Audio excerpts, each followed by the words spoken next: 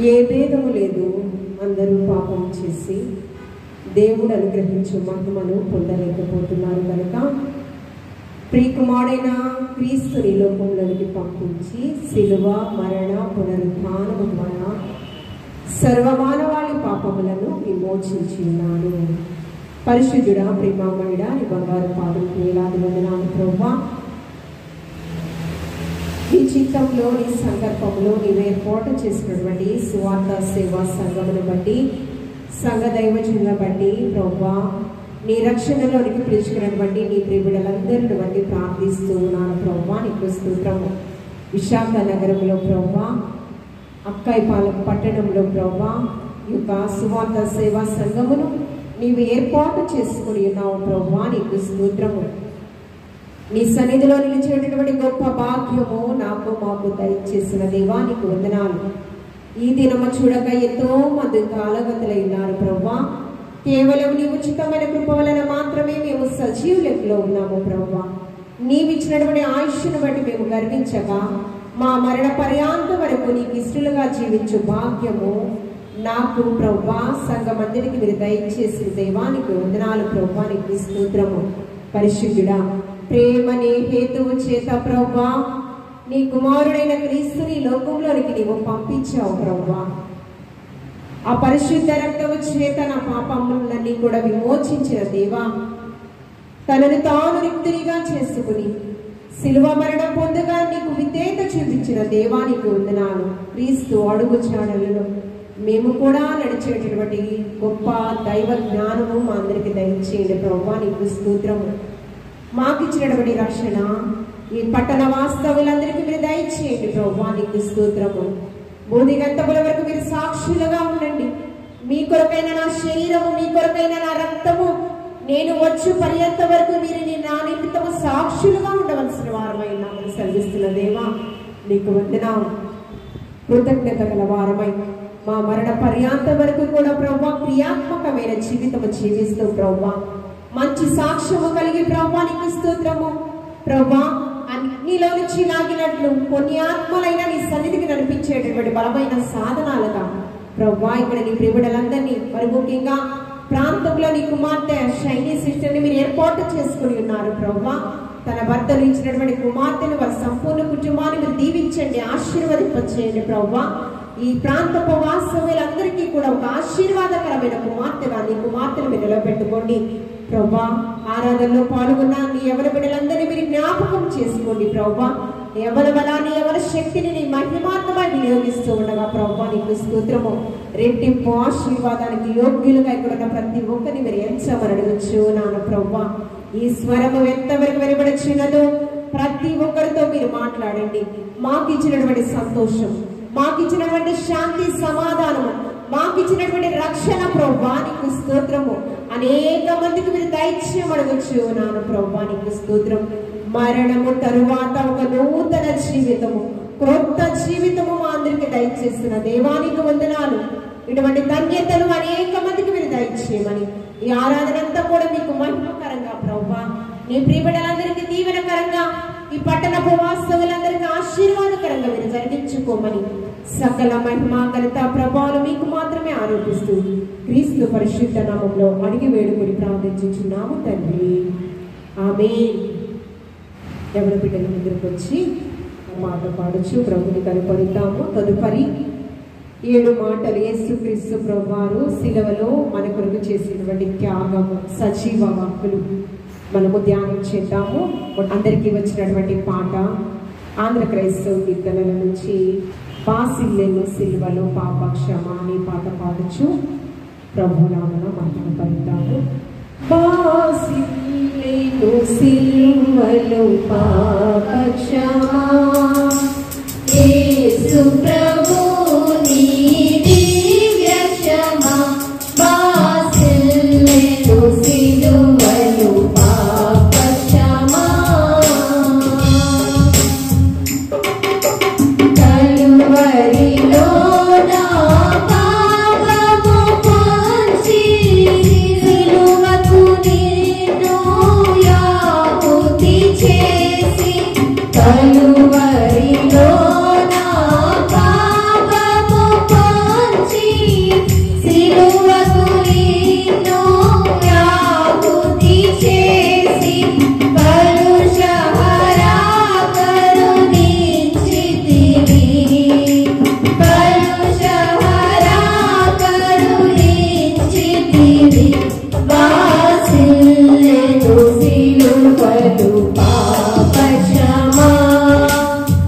యేసు ప్రభుని దివ్య క్షమా వాసిల్లెను సిలువలు పాప క్షమా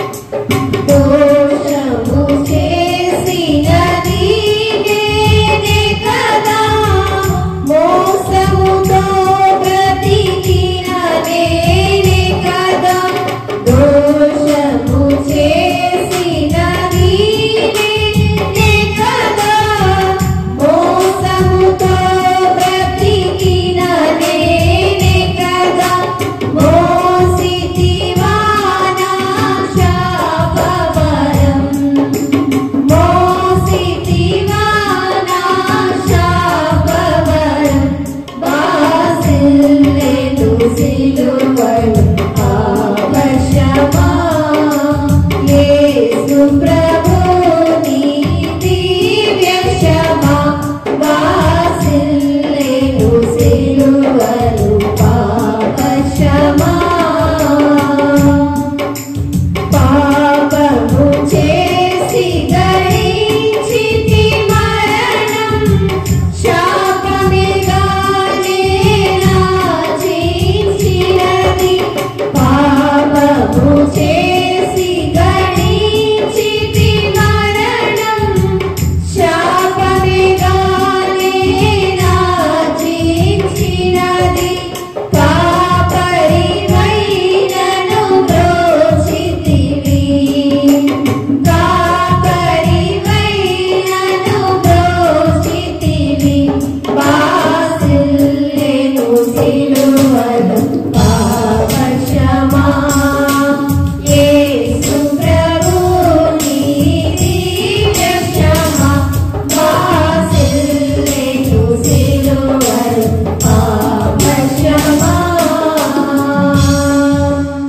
హల్లెలూయా కూర్చుందామండి. యేసుక్రీస్తు ప్రభువారు శిలువలో పలికినటువంటి సజీవ వాక్కులు. మొదటి వాక్కు మనం ధ్యానం చేద్దాము. మొదటి వాక్కు కుమారుడు గిరీష్ వచ్చి చదివి వినిపిస్తాడు. మొదటి వాక్కు కొరకు ప్రార్థన ఉపదేశ్ వచ్చి ప్రార్థన చేస్తాడు. యేసుక్రీస్తు ప్రభువారు శిలువలో పలికినటువంటి సజీవ వాక్కు లూకా సువార్త 23వ అధ్యాయము 34వ వచనం చదువుతాము. కుమారుడు గిరీష్ వచ్చి చదివి వినిపించవలసిందిగా ప్రభు పేట ఆహ్వానిస్తూ ఉన్నాను.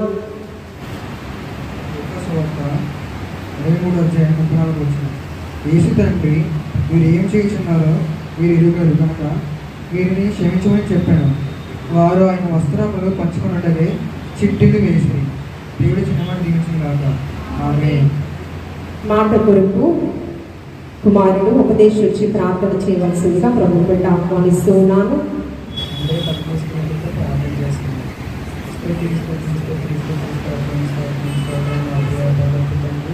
మీ అమూల్యమైన ఘనమైన శ్రేష్టమైన తండ్రి అందరూ కోరుకొని మిమ్మల్ని మహిమపరిచే భాగ్యాన్ని మా అందరికీ అనుగ్రహించినందుకు వేలాది వందనాలు స్వీకరిస్తారు తండ్రి. అలాగే ఇప్పుడు మొదటి మాట స్టార్ట్ అవుతుండగా అందరి మనసులో వికెట్లో గుర్తున్నట్టు దీవించి ఆశీర్వదించండి. మీ క్షేమం వచ్చి క్షేమం జరిగేటట్లు మీరు అటువంటి కాల్చి కాపాడండి.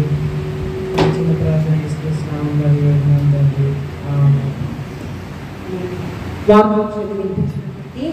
గిరీష్ బాబుని ఉపదేశ్ బాబుని దేవాది దేవుడు బహుగా దీవించి ఆశీర్వదించుగాక ఆమేన్. యేసుక్రీస్తు ప్రభువారు శిలువలో పలికినటువంటి మొదటి వాక్య మనం ధ్యానం చేద్దాము. చదివినటువంటి వాక్య భాగంలో లూకా సువార్త 23వ అధ్యాయము 34వ వచనము తండ్రి వీరేమి చేయుచున్నారో వీరు ఎరుగరు కనుక వీరిని క్షమించుడి. తండ్రి యేసుక్రీస్తు ప్రభువారికి పరమ తండ్రికి ఇరువురు మధ్య ఉన్నటువంటి ప్రేమ బంధము ఇక్కడ మనకి కనిపిస్తున్నది. తండ్రి అని ఎంతో ప్రేమగా ఆప్యాయతగా పిలుస్తూ ఉన్నాడు. మనకి జన్మనిచ్చినటువంటి తల్లిదండ్రులు మనకి బర్త్డే సెలబ్రేషన్స్ కావచ్చు, మనకి మంచి విద్య నేర్పించే విషయంలో కావచ్చు, మనకి మంచి భోజన సదుపాయాలు ఏర్పాటు చేసే విషయంలో కావచ్చు, అంటే ఏ కొరత లేకుండా మనల్ని మన పేరెంట్స్ చూసుకుంటే దానికి మనం ఏం చెప్తాం? థ్యాంక్స్ అమ్మా. అంతేకాకుండా అడగక మునిపే మన బర్త్డే సెలబ్రేషన్స్ మనకు ఊహకు మించి చేస్తూ ఉంటారు వాళ్ళు. అంతేకాకుండా వారు కట్టుకునే వస్త్రాల ఖరీదు ఎలా ఉన్నా కూడా వారి బిడ్డలకు మాత్రం చాలా ఖరీదైన వస్త్రాలను కొనడానికి ఇష్టపడతారు కదా. అందుకని యోసేపు అంట తన తండ్రికి చాలా ఇష్టం యాకోబు. యోసేపుకి ప్రత్యేకమైన అంగీని కుట్టించి వేసినటువంటి వ్యక్తి అంట. ఎందుకంటే చాలా ఇష్టమైన కుమారుడు అంట. అలాగే మీకు మీ పేరెంట్స్ మీ పట్ల ఆ ప్రేమను ప్రాక్టికల్గా చూపిస్తారు. దాన్ని బట్టి మీకు చాలా థ్యాంక్స్ అమ్మా, ఐ లవ్ యూ అమ్మా అని చెప్తాం. డాడీ ఐ లవ్ యూ అని చెప్తాం కదా. ఆ ప్రేమను ఎక్స్ప్రెస్ చేస్తాం. అలా కాకుండా పనిష్మెంట్ చేస్తే చెప్తామా? అలాగా చెప్పం కదా. కానీ యేసుక్రీస్తు ప్రభువారు శిలువ కొయ్యలో వేలాడబడచ్చు కదండి. శరీరం అంతా కూడా దున్నబడచ్చు. శరీరం అంతా కూడా రక్తపు మడుగులతో రమారమి 17 గంటల శిలువ శ్రమలు. ఈ 17 గంటల శిలువ శ్రమలలో గెస్సెమనే తోటలో ఆల్రెడీ మరణమయ్యేంత ముఖముతో చాలా వేదనతో ఆయన ఉన్నాడు. ఆ గుండెంతా బరువెక్కిపోయి కొద్ది దినాల్లో నీ మరణం అంటే ఎవరికి నిద్రపడతావు చెప్పండి? ఎవరైనా ప్రశాంతంగా ఉంటామా? కొద్ది దినాలలో నీ మరణం. ఇర్మియా ప్రవక్తకి మరణకరమైన వ్యాధి వచ్చింది, నీ కుటుంబాన్ని నువ్వు సరిచేసుకో, సిద్ధపరచుకో అని చెప్తే ఇర్మియా ప్రవక్త ప్రార్థన చేస్తూ ఉన్నాడు. యెరూషలేము దేవాలయం చుట్టూ తిరిగి, ప్రభువా నీ దృష్టికి నేను ఎంత యథార్థవంతుడుగా నేను బ్రతికానో నీకు తెలుసు కదయ్యా అని పశ్చాత్తాప ప్రార్థన చేస్తున్నాడు. అందుకని ఇర్మియా ప్రార్థన వల్ల 15 సంవత్సరాల ఆయుష్కాల పరిమితిని పొందుకున్నాడు. మరణం అంటే ప్రతి ఒక్కరికి భయమే, వేదనే కదా. మరణము చూడక బ్రతుకు నరుడెవరు? మరణము చూడనటువంటి వ్యక్తులు ఇద్దరున్నారు. ఎవరు? హానోకు, ఏలియా. హానోకు అయితే దేవునితో నడుచుచూ కొనిపోయినటువంటి వ్యక్తి. ఏలియా అయితే సుడిగుండముల చేత ఆరోహణమైనటువంటి వ్యక్తి. మెల్కీసెదెకు ఎవరు? దేవునికి యాజకుడంట. మెల్కీసెదెకు దేవునికే యాజకుడంట. తనకి మరణం లేదంట. 3 వ్యక్తులను మనం చూస్తాం. తర్వాత మరణాన్ని జయించి మృత్యుంజయుడే తిరిగి లేచిన యేసుక్రీస్తు ప్రభువాన్ని మనము కొనియాడుచు ఉన్నాము. భూదిగంతముల వరకు కూడా ఈ యొక్క సువార్త వినిపింపబడుచున్నది.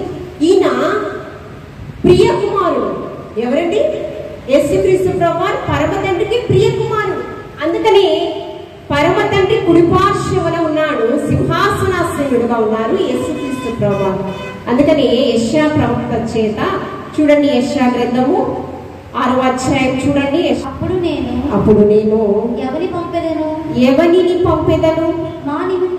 నా నిమిత్తము ఎవరు పోవుడని ప్రభువు సెలవీయగా వింటిని. ఎవరన్నారు? ఎవరు వెళతారు నా నిమిత్తము? నేను ఎవరిని పంపాలి? మొదటి వచనంలో రాజైన ఉజ్జియా మృతి నొందిన సంవత్సరమున అత్యున్నత సింహాసనంలో ప్రభు ఆసీనుడై ఉండగా నేను చూచి తిని లోక కళ్యాణం కొరకు అనేక మంది ప్రవక్తలు వచ్చారు, యాజకులు వచ్చారు సన్మార్గంలో పెట్టడానికి. కానీ మధ్యలోనే స్వచిత్తాన్ని అవలంబిస్తూ దేవునికి చిత్తము విడిచిపెట్టేస్తున్నారు. అందుకని ఆయన ఆలోచన చేస్తూ ఉన్నారు, ఎవరిని పంపాలి? నా నిమిత్తము లోక కళ్యాణము కొరకు పాప సహితుల నుంచి పాప రహితుడు పుట్టగా ఎంత మేలని యోగు భక్తుడు మాట్లాడుచూ ఉన్నాడు. పాప పరిహారార్థ బలిగా ఒకరు రక్తాన్ని ప్రోక్షించాలి. అందుకని నూతన నిబంధనలో రక్తము, పరిశుద్ధ రక్తము చేత మనము నిరపరాధులుగా ఎంచబడతాం. ఇప్పుడు అమితమైన కుమారుడు, 10,000లో సుందరుడు యేసుక్రీస్తు ప్రభువు, సింహాసనాసీనుడు అటువంటి కుమారుణ్ణి బలి పశువుగా ఇవ్వడానికి ఎవరైనా ఇష్టపడతారా? అబ్రహాము ఇష్టపడ్డాడు. అబ్రహాము 100వ ఏట వాగ్దాన పుత్రుడిని పొందుకున్నాడు. అబ్రహాము శారపడు 75వ ఏట దేవుడి స్వరాన్ని విన్నాడు అబ్రహాం. నేను చూపించు దేశానికి వెళ్ళంటే ఉన్న పాటున భార్యతో వెళ్ళిపోయాడు కానాను దేశానికి. ఎక్కడుంటే అక్కడ ఆ ప్రాంతంలో దేవుడికి బలిపీఠాలు కట్టాడు. బలిపీఠం కట్టడమే కాదండి, యెహోవా నామమున ప్రార్థన చేస్తూ వచ్చాడంట అబ్రహాము.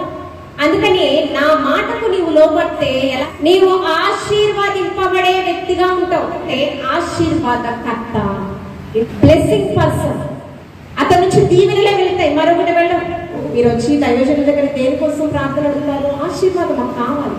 యాజకులుగా లోకానికి దేవునికి మధ్య ఒక వారధిగా యాజకులుగా వారు ఉన్నారు. అందుకనే అబ్రహాము కూడా ఒక యాజకుడుగా ఉన్నాడు తన కుటుంబానికి.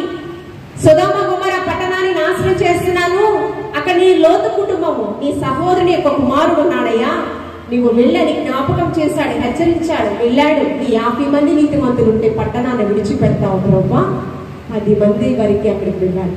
తండ్రి అనే పిలుచుటలో అక్కడ స్వార్థం కనిపించడం లేదు.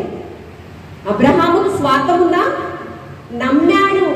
అబ్రహాము దేవునిని నమ్మాడు, అది అతనికి నీతిగా ఎంచబడి ఉన్నదని హెబ్రీయులకు రాసిన పత్రిక 11వ అధ్యాయం విశ్వాస వీరుల పట్టిక ఉంది. ఈయన మరణానికి చేరువయ్యే సమయమందు కూడా తుది శ్వాస వరకు తండ్రి పట్ల అలాగే అమితమైన ప్రేమను చూపించాడు. ఎందుకంటే మరణంపై అధికారం ఎవరికి ఉంది? త్రియేక దేవునికి ఉంది. లాజరును 4 దినాల సమాధిలో నుంచి లేపాడా? ఆయన ఆశ్చర్యకరుడు, ఏదైనా చేయగలడు కదా. ఈయన భయంకరమైన శిలువ శ్రమలలో కూడా గెత్సెమనే తోటలో చెమట రక్తపు బిందువులై పారుచు ఉన్నది. యెషయా గ్రంథం 53వ అధ్యాయంలో ఆయనను నలుగగొట్టుట తండ్రికి ఇష్టమాయను, స్వరూపమైనను సొగసైనను లేనంతగా ఆయన నలుగగొట్టబడ్డాడు కదా. అలాంటి పరిస్థితుల్లో కూడా తండ్రి 17 గంటలు శ్రమానుభవంలో నడిపించిన తండ్రిని అంత ప్రేమగా ఎవరైనా పిలుస్తారా? చెప్పండి, మీరు పిలుస్తారా? 2-3 దినాలు వాళ్ళ మీద అలుగుతారు. 17 గంటల శ్రమానుభవంలో శోధింపబడిన మీదట నీవు సువర్ణముగా మార్చబడతావు. సువర్ణము మనం ధరిస్తున్నామంటే అది కొలుములో కాల్చబడుతుంది. మొట్టమొదటిగా ఎక్కడ? కొలుములో కాల్చబడిన తరువాతే అది దగదగ మెరుస్తూ ఉందండి. అలాగే యేసుక్రీస్తు ప్రభువారు కూడా కొన్ని వేల సూర్య తేజస్సు కలిగినటువంటి వారు యేసుక్రీస్తు ప్రభువారు తండ్రి అని పిలుస్తూ ఉన్నారు. అంతేకాకుండా ఈ యొక్క మత్తయి సువార్త 23వ అధ్యాయం 1వ వచనం నుంచి ఈ వాక్యములో శాస్త్రులు పరిసయ్యులు యేసుక్రీస్తు ప్రభువాన్ని శోధిస్తూ ఉన్నారు, ధర్మశాస్త్రాన్ని చదువుతూ ఉన్నారు, కానీ క్రియాత్మకమైన జీవితం వారిలో లేదు అని చెప్పి వారి గురించి మాట్లాడుతూ, వీరు ప్రజలకు అనుదృష్టిలో ఉండడానికి శతవిధాల ప్రయత్నిస్తారు కానీ దేవుని పరిదృష్టిలో ఉండడానికి వీరు ప్రయత్నించరు అని యేసుక్రీస్తు ప్రభువారు శాస్త్రులు పరిసయ్యుల గురించి శిష్యులతో మాట్లాడుతూ ఉన్నారు. అక్కడ మీరు ఎవరిని కూడా తండ్రి అని పిలవద్దు. ఒక తండ్రి ఉన్నారు, ఆయన పరలోకమందున్నారు. అది మత్తయి సువార్త 23వ అధ్యాయం 9వ వచనం. మరియు భూమి మీద ఎవరికైనాను తండ్రి అని పేరు పెట్టవద్దు. అందరూ మీకు సహోదరులే. తండ్రి ఒక్కడే, అతని పరలోకమందు ఆయనని అమితంగా ప్రేమిస్తున్నారు. మొట్టమొదటిగా పరమ తండ్రికి మాత్రమే ఉంది, త్రియేక దేవుడికి మాత్రమే ఉంది. రెండవదిగా ఎవరికి ఉంది? నీకు జన్మనిచ్చినటువంటి తల్లిదండ్రులు. ఎవరిని పడితే వారిని తండ్రి అని పిలవద్దు, ఎవరిని పడితే వారిని నా తోటి సహోదరుడు అని పిలవద్దు కదా. వారికి ఆత్మీయతలో ఎదుగుదల ఉందో లేదో నువ్వు గ్రహించాలి. అంతేకాకుండా తండ్రి కుమారుల అనురాగం గురించి కూడా ఉంది. ప్రభా బోధకుడా, మేము ఉపవాస ప్రార్థన చేస్తున్నాము, యోహాను శిష్యులు ఉపవాస ప్రార్థన చేయాలన్నప్పుడు ఆయన ఒక మాట పలికారు. చూడండి, లూకాసు సువార్త 5వ అధ్యాయం 34వ వచనము. స్పీడ్గా చదువుతాం. ఎప్పుడు తినుచు త్రాగుచు ఉన్నారు, వారు ఉపవాస ప్రార్థన చేయరేంటి అన్నప్పుడు లూకాసు సువార్త 5వ అధ్యాయం 34వ వచనం. అందుకు యేసు పెండ్లి కుమారుడు తమతో ఉన్నంత కాలం పెండ్లి ఇంటి వారి చేత మీరు ఉపవాసము చేయింపగలరా? పెండ్లి కుమారుడు వారి యొద్ద నుండి కొనుక్కోబడి దినం వచ్చును, ఆ దినములలో వారు ఉపవాసము చేయును. అంటే కుమారులు శిష్యుల్ని ఎలాగా ఆయన స్వీకరించాడంటే స్నేహితులుగా, కుమారులుగా స్వీకరించారు. వారిని ఎవరైనా మాట అంటే ఆయన యాక్సెప్ట్ చేయడం లేదు. మనం కూడా మన పేరెంట్స్ ని అలాగే గౌరవించాలి. అదేవిధంగా మనకి కడుపున పుట్టిన బిడ్డల్ని కూడా అలాగే మనం గౌరవించాలి. మన ఇద్దరికి మధ్యవర్తులుగా వేరొకరు రావడానికి వీలు లేదు. ఒకవేళ సలహా ఇస్తే ఎవరు ఇవ్వాలి? సద్బోధకుడైన యేసుక్రీస్తు ప్రభువారే సలహా ఇవ్వాలి. ఏ యోగ్యత లేని క్రియాత్మకమైన జీవితం వీరిలో లేదంట. వారు శిష్యులకు సలహా ఇస్తానంటే దేవాతి దేవుడు ఒప్పుకుంటాడా? ఆయన రోషం కలిగినటువంటి వ్యక్తి. తండ్రి కుమారులకు మధ్య ఉన్నటువంటి సత్సంబంధం అక్కడ కనిపిస్తూ ఉన్నది. వీరేమి చేయుచున్నారు, వీరు ఎరుగరు కనుక వీరిని క్షమించండి అని. ఎందుకు క్షమించాలి? 12 మంది శిష్యులు సువార్త ప్రకటనలో ఉన్నారు. పేతురు కుమారు ఈయనెవరో నాకు తెలియదు అన్నారు. ఇస్కరియోతు యూదా 30 వెండి నాణ్యాలకు అమ్మివేశాడు కదా. అక్కడ ఉన్నటువంటి ప్రజలలో మనం చూస్తూ ఉన్నప్పుడు రోమా సైనికులు భయంకరమైన శిలువ శ్రమల మధ్య కొరడాలతో వీపు దున్నుచూ ఉన్నారు. యూదుల రాజవాణిని నువ్వు రక్షించుకోలేని పరిస్థితిలో ఉన్నావా? 3 దినాలలో దేవాలయాన్ని కడతానన్నావు కదా, నిన్ను నువ్వు రక్షించుకోలేవా? మోము మీద మోము వేస్తూ ఉన్నారు, పిడుగుతులు గుద్దుతూ ఉన్నారు. ఆ శిలువ శ్రమలు ఏ విధంగా ఉన్నాయంటే, యేసుక్రీస్తు ప్రభువారు ఆయన ఎత్తు ఎలా ఉందంటే 5 అడుగుల 11 అంగుళాలు. ఎంతండి? 5 అడుగుల 11 అంగుళాలు. యేసుక్రీస్తు ప్రభువారు వెయిట్ ఎంతంటే 85 కేజీలు. శిలువ బరువు 150 కేజీలు. ఎంత? 150 కేజీల బరువు ఉన్నటువంటి శిలువ కొయ్యని యేసుక్రీస్తు ప్రభువు భుజాల మీద రమారమి 13 గంటలు మోస్తారు. ఎన్ని గంటలు? 13 గంటలు మోస్తారు. అంటే ఎత్తు 15 ఇంచెస్ ఉంది, వెడల్పు 8 ఫీట్ ఉంది, మేకుల మందము 3/4. ఎంత ఉందండి? 3/4 ఉంది. వాటి యొక్క పొడవు 8 ఇంచెస్ ఉంది. యూదా క్యాలెండర్ ప్రకారము నిసాన్ అంటారు దాన్ని. ఏప్రిల్ మాసంలో 15వ తారీఖున యేసుక్రీస్తు ప్రభువాన్ని సిలువ వేశారు. ప్రభువుని హత్యా కార్యక్రమంలో పాల్గొన్నటువంటి వ్యక్తుల సైనికులు ఎంతమంది అంటే 350 మంది సైనికులు ఉన్నారు. గుర్రపు రౌతులు, ఆ గుర్రములు రమారమి 50 ఉన్నాయంట. సిలువపై ఆయన పొందినటువంటి శ్రమల కాలము 17 గంటలు. సిలువ మోస్తూ 3 మార్లు యేసుక్రీస్తు ప్రభువారు పడిపోయిన పరిస్థితి. ఆయన తలలో దిగినటువంటి ముళ్ళ కిరీటము 17 ముళ్ళు ఉన్నటువంటి కిరీటాన్ని ఆయనకి శిరస్సులో పెట్టి ఉన్నారు. చిందిన రక్తము 65 లీటర్లు ఉంది. ఎక్కడి నుంచి రక్తం కారుచు ఉన్నది? రక్తస్రావం అవుతుంది. గెత్సెమనే తోటలో ఒలీవల కొండ. ఒలీవ కొండ అంటే ఆశీర్వాదం. అది భోజనపు వల్ల చుట్టూ బిడ్డలు ఒలీవ మొక్కలు కదా, అది ఆశీర్వాదం. ఆశీర్వాదకరమైన ప్రాంతంలో రక్తము ఒడుగుచు ఉన్నది. ఎవరి కోసము? మన కొరకు. గెత్సెమనే తోటలో ఎవరు తోడుగా లేరు. ఆ శిష్యులు 3 కూడా నిస్సహాయ స్థితిలో యేసుక్రీస్తు ప్రభువుని విడిచిపెట్టి వారు నిద్రావస్థలో ఉన్నారు. అప్పుడు ఎవరు వచ్చి బలపరిచారు? లూకా సువార్తలో చూస్తూ ఉన్నప్పుడు యేసుక్రీస్తు ప్రభువునట పరలోకం నుంచి దూత వచ్చి ఆయన్ని 22వ అధ్యాయం లూకా సువార్తలో ఆయనని బలపరిచిందంట. మన కష్టకాలంలో మన స్నేహితులు బలపరిచరు, ఆప్తులు బలపరిచరు, మరి ఎవరు మనల్ని బలపరచరు. యేసుక్రీస్తు ప్రభువారు 1 తక్కువ 39 కొరడా దెబ్బలే అంటాం, కానీ 150కి పైగా గాయాలు ఉన్నాయంట ఆయన శరీరంలో. వీపు పైన కొరడా దెబ్బలు 1 తక్కువ 39 అని పరిశుద్ధ గ్రంథంలో రాయబడి ఉంది కదా, కానీ వీపు పైన తీవ్రమైన గాయాలు 150. శరీరంలో ఆయన పొందుకున్న గాయాలు 5480 గాయములు ఆయన శరీరంలో. అయితే పరిశుద్ధాత్మ దేవుడు పరిశుద్ధ గ్రంథంలో అపోస్తలుల కార్యంలో రాస్తాడు ఏంటంటే ఆయన శరీరంలో ఒక ఎముక కూడా పెరగలేదంట. కాకుండా చిందిన రక్తము 65 లీటర్లు. ఇంతగా యేసుక్రీస్తు ప్రభువారు ఆ సిలువలో రొయ్యలు వేలాడుతూ ప్రేమగా పరమ తండ్రిని పిలుస్తున్నారు, తండ్రి అని. మనం పిలవగలమా? బాలుడు నడవవలసిన త్రోవ నేర్పించాలి. బెత్తము వాడాలంట, వాడని తండ్రి శిక్షార్హులంట. ఎంత కష్టపడినటువంటి వారిని, ఇంత శ్రమానుభవంలో నడిపించిన వారిని క్షమించమని అడుగుతూ ఉన్నాడు. అటువంటి క్షమాతత్వాన్ని సువార్తలలో ఆయన 3.5 సంవత్సరాలు బోధించాడు. మా రుణస్సులు మేము క్షమించుచున్న ప్రకారం పరలోక ప్రార్థన, మా రుణములను నీవు క్షమించు ప్రభువా. మత్తయి సువార్త 4వ అధ్యాయం 12వ వచనం. శిష్యుడు అడుగుతూ ఉన్నాడు, ఎన్ని మాటలు క్షమించాలి ప్రభువా? మత్తయి సువార్త 18వ అధ్యాయం 2వ వచనంలో 70 ఏళ్ల మటుకి నీ సహోదరుడు నీవు క్షమిస్తూనే ఉండాలి. మన ఆయుష్ కాల పరిమితి 70 సంవత్సరాలు.